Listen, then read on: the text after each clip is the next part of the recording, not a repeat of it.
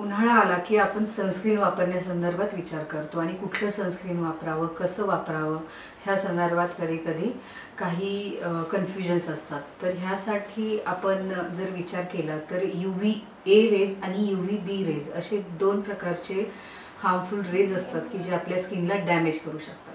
तर UVA रेजना आपण ageing raise म्हणतो आणि UVB रेजना आपण बर्निंग रेज म्हणतो. तर as the name suggest, ageing rays म्हणजे UVB हे विंडोज क्रॉस करून आपल्या घरापर्यंतही पोचू शकतात आणि आपल्या स्किनला रिंकल्स देणं आणि एजिंग प्रोसेस वाढवण्यासाठी कारणीभूत ठरतात. आणि UVB रेज जे असतात ते आपण जेव्हा एक्सपोज होतो सनरेजला तर तेव्हा आपल्या स्किनला बर्निंग सेन्सेशन, रेडनेस हे त्याच्यामुळे होत असतं. तर आपण जे सनस्क्रीन वापरू त्याच्यामध्ये आपल्याला एक ब्रॉड स्पेक्ट्रम जे की UVB आणि UVA रेजपासून आपल्या स्किनला प्रोटेक्ट करेल. तर त्यामध्ये आपण SPF हा एक फॅक्टर बघितला पाहिजे. सन प्रोटेक्शन फॅक्टर हा 30, 40 आणि 50 हे वेगवेगळे त्याचे मॉडिफिकेशन्स असतात. तर त्याच्यामध्ये 30, 40 आणि 50 हे ऑलमोस्ट इक्वली प्रोटेक्ट करतात.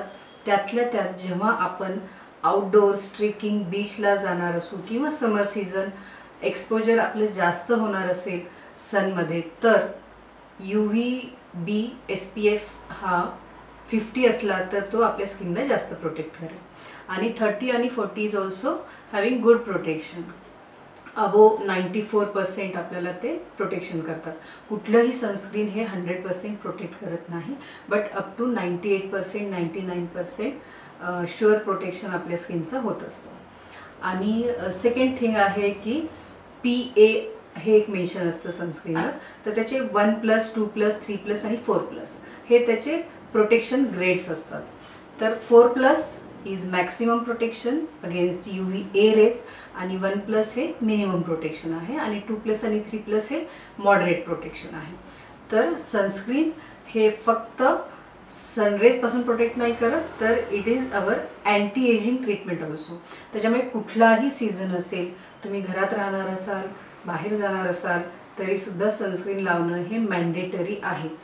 अगर आपल्याला एकच सनस्क्रीन केअर ही इम्पॉर्टंट ठेवायची असेल तर डेली सनस्क्रीन यूज आपण करणं महत्त्वाचं आहे.